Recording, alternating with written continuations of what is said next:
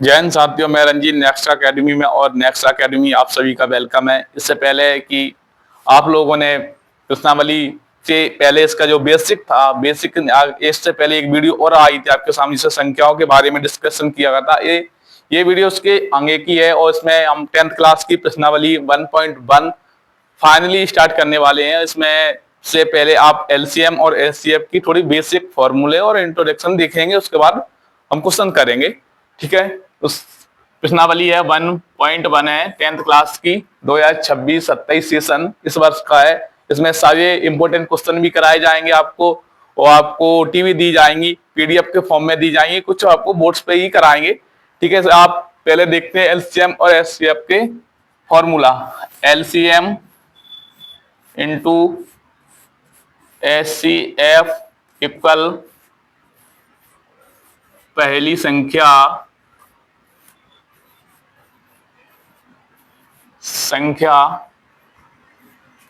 Into दूसरी संख्या।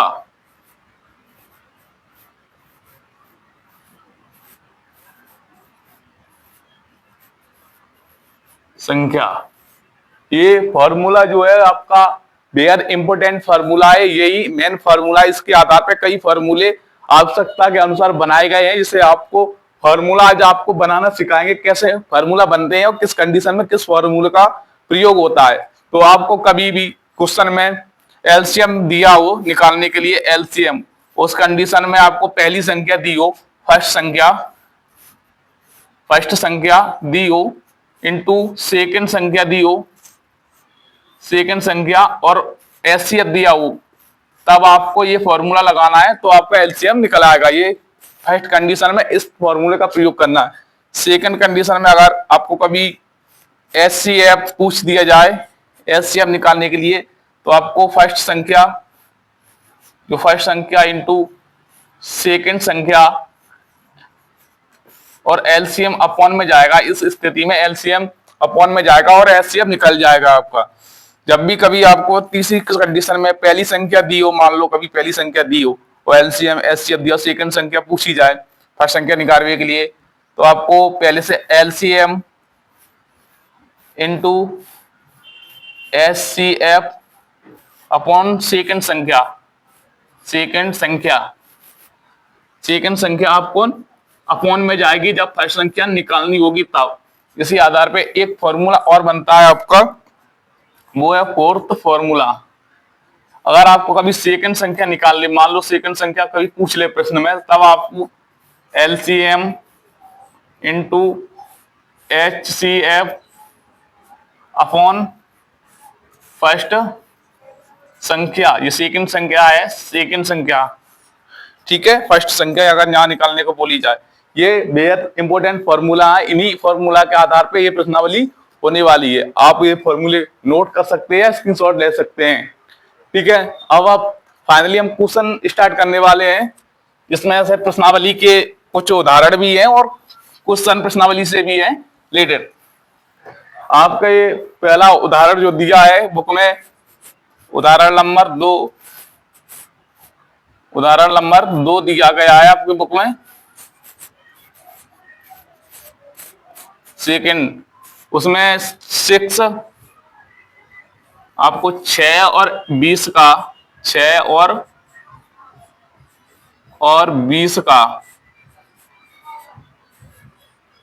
आवाज गुणनखंड विधि द्वारा एचसीएफ और एलसीएम पूछा गया है। क्या पूछा गया है? एचसीएफ पूछा गया है, एचसीएफ पूछा गया है आपको, और एलसीएम पूछा गया है। ठीक है, ये निकाल के आपको बताना। तो इस कंडीशन में आपको 6 लिखना है, इनके फैक्टर करने, गुणनखंड करना है। ये सम संख्या है, 2 से कटेगी, 2 से कटेगी, 3 टाइम कटेगी, 3 से काटेंगे तो 1 टाइम कटेगी। इसी तरह 20 के गुणनखंड करेंगे, 2 से काटा तो 10 आया, और फिर 2 से काटेंगे तो 5 आएगा, और 5 से काटेंगे तो 1 आएगा। अब आपके जो 6 और 20 के गुणनखंड है उन्हें लिखना है। 6 के गुणनखंड है 2 गुणा 3, और 20 के गुणनखंड है 2 गुणा 2 गुणा 5। अब इन दोनों में कॉमन देखना आपको, कॉमन दोनों फैक्टर जो दोनों संख्याओं के फैक्टर हैं, उन संख्याओं के फैक्टर, संख्याओं के कॉमन फैक्टर कौन कौन से हैं? वो 2 है, इसमें भी 2 है, तो इसलिए कॉमन है। तो ये एचसीएफ हो जाएगा आपका, एचसीएफ। एचसीएफ हो गया 2। अगर आप एलसीएम निकालना, मान लो आप एलसीएम निकालना, तो एलसीएम लिखेंगे, एलसीएम इक्वल कौन कौन से फैक्टर रहेगा, जैसे 3 रहेगा, 2 रहेगा, 5 रह गया था, तो 3 लिखेंगे, 2 लिखेंगे और 5 लिखेंगे। और जो एचसीएफ पहले निकला है उसका एक बार इंटू करेंगे 2। अब क्या करेंगे, 2 3 दूनी 6 और 6 पंजे 30 और 1 30 दूनी 60, तो इसका एलसीएम निकल के आया 60। ये इसका इंटू करेंगे तो 60 आएगा निकल के। ठीक है, इसी प्रकार से आपका एक और क्वेश्चन करवाते हैं, उदाहरण नंबर 3। उसके बाद कुछ आपको क्वेश्चन देंगे करने के लिए, आप लोग उसका कमेंट में जवाब जरूर देना। जैसे आपका उदाहरण नंबर 3 है, 3, उसमें भी पूछा गया है 96 और 404 का, 96 और 404 का एचसीएफ और एलसीएम। ये बहुत इंपॉर्टेंट क्वेश्चन है 2027 के लिए।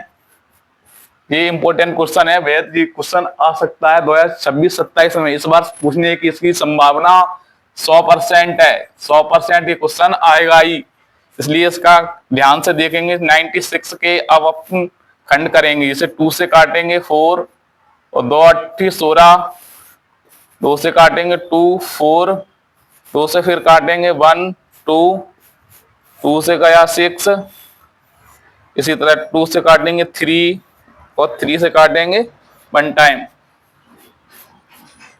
404 के भी 404 के भी खंड करने होंगे आपको। 404, 200 काटेंगे 2 2 2 आएगा, फिर 2 से काटेंगे 1 0 1। ये 1 0 1 किसी संख्या से नहीं कटेगा, इसलिए खुद से ही कटेगा, तो इसका आएगा 1। अब इसके खंड लिखना होगा हमको।